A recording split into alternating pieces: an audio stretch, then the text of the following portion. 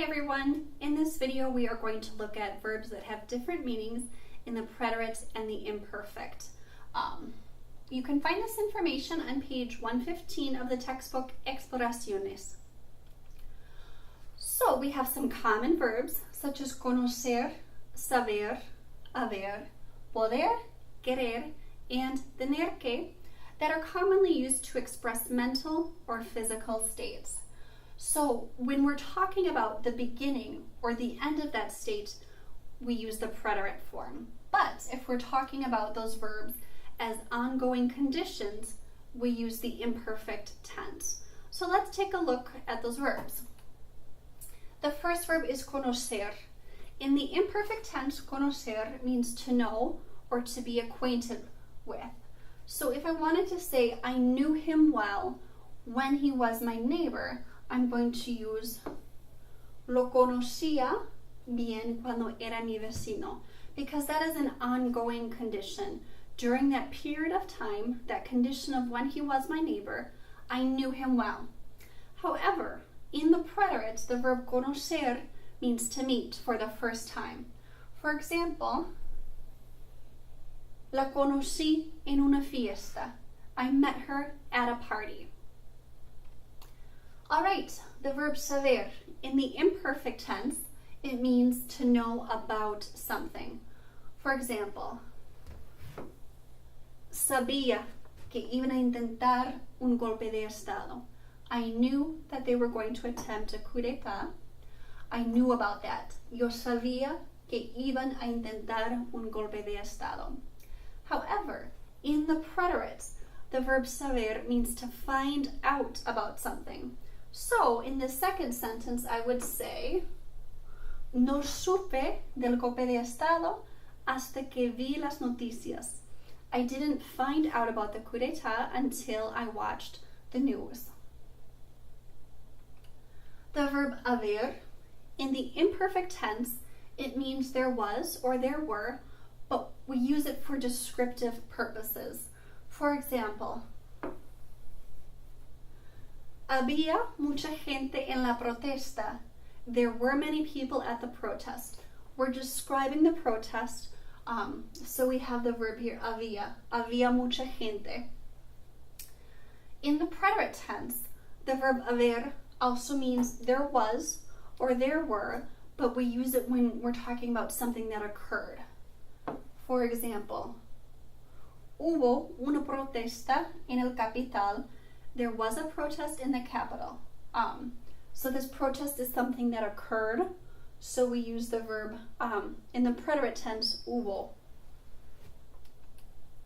Okay, the verb poder. In the imperfect tense, it means was able to do something under certain circumstances.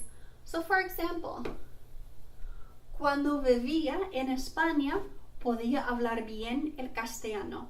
When I lived in Spain, under those circumstances, I was able to speak Spanish well.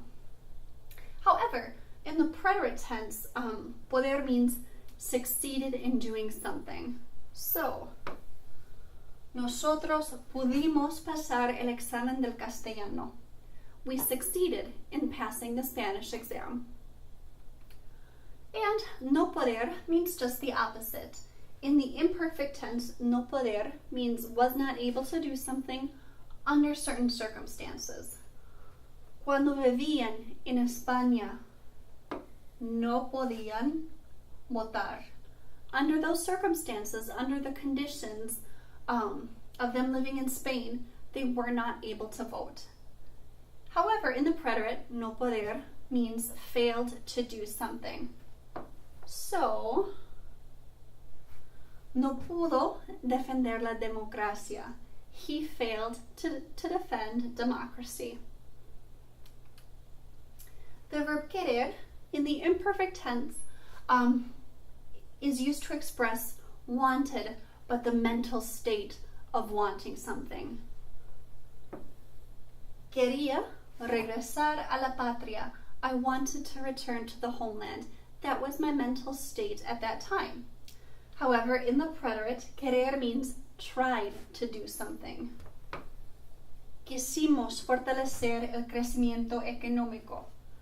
we tried to improve economic development. So two different meanings. And no querer means the opposite of querer. In the imperfect tense, it means the mental state of not wanting something. For example, no querías traicionar a tu país. You didn't want to betray your country. That was your mental state at the time. In the preterite, however, no querer means refused to do something and did not do it. So, no quiso apoyar la nacionalización de la industria petrolera. She refused to support the nationalization of the oil industry. And finally, tener que. In the imperfect tense, tener que means was supposed to do something, but maybe we don't know if it was done or not. So, for example, ellos tenían que practicar el pretérito y el imperfecto. They were supposed to practice the preterite and the imperfect, but did they? We don't know. However, in the preterite,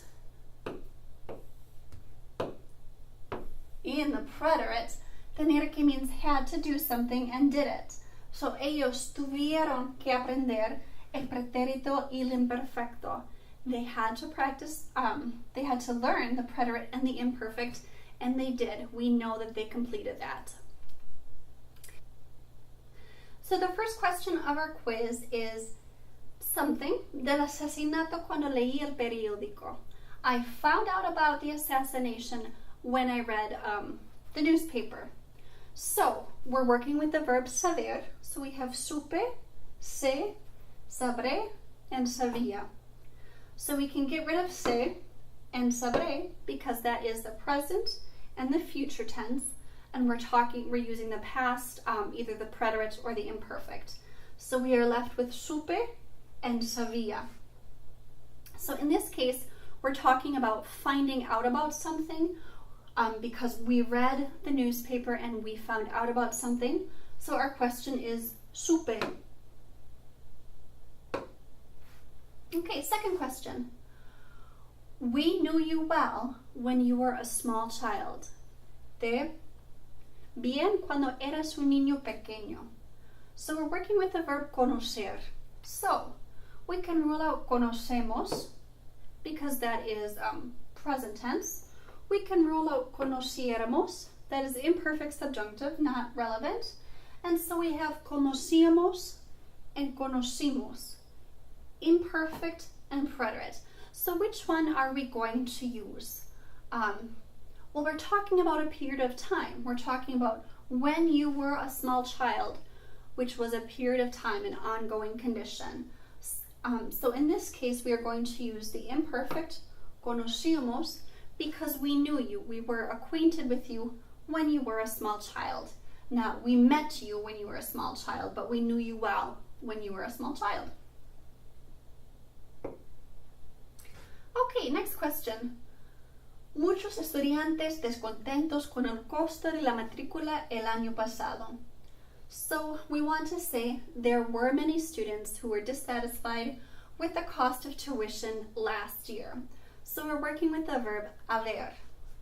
Our options are habían, había, hubo, and hay. Well, we're talking about last year, so we can rule out I, because that is present tense. And we can also rule out habían, which is third person plural, because we don't use the verb haber in the plural tense when we're talking about there was or there were. It's always singular. So we are left with the imperfect había and the preterite hubo. So we're using the verb haber in this case to describe something. We're not talking about something that occurred. We're using it to describe something, so we are going to use the imperfect había. Okay, next question. Even though I don't speak Italian well, I was able to communicate with the doctor in my appointment yesterday. Aunque no hablo italiano bien, comunicarme con el doctor en mi cita ayer. So we're working with the verb poder. So We can rule out puedo, which is present tense, pudiera, which is imperfect subjunctive, and then we are left with pude and podía. So I'm not talking about certain circumstances in this case. I'm talking about succeeding in doing something. I succeeded in communicating with my doctor even though I don't speak Italian well. So we are going to use the preterite pude. Okay, question 5. She refused to give him the car keys after the accident and she hid them in her bedroom. So, darle las llaves del auto después del accidente y las escondió en su cuarto. She refused to give him the keys and she hid them in her bedroom. So we're working with the verb no querer. So we have no quiere, no quiso, no quería, and no quisiera. We can rule out no quiere, that's present tense. We can rule out no quisiera, that's imperfect subjunctive. So we are left with no quiso, preterite, and no quería, imperfect. So we're talking about something that she refused to do. She refused to give the car keys and she hid them in her bedroom. So we are going to use the preterite no quiso because that is the verb that means refuse to do something. Okay, question 6. They had to practice the preterite and the imperfect, but I don't know if they did. Practicar el pretérito, el imperfecto, pero no sé si lo hicieron. So our options are tuvieron que, tuvieran que, tienen que, and tenían que. We're working with the verb tener que. We can rule out C because that is the present tense. We can rule out B because that is imperfect subjunctive. So we are left with tuvieron que and tenían que, preterite and imperfect. So in this case, we're talking about something that someone was supposed to do, but we don't know if they did. So we are going with the imperfect tenían que because we don't know if they actually did it. Okay.